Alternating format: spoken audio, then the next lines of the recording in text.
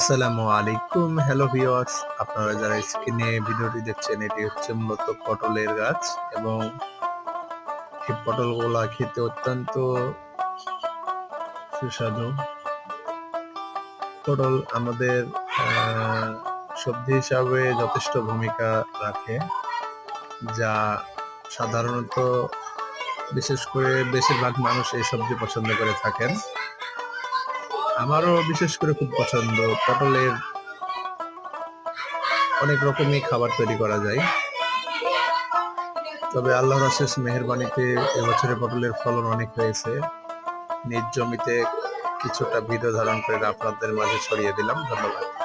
চ্যানেলটি সাবস্ক্রাইব করবেন, লাইক এবং কমেন্ট করবেন। ধন্যবাদ।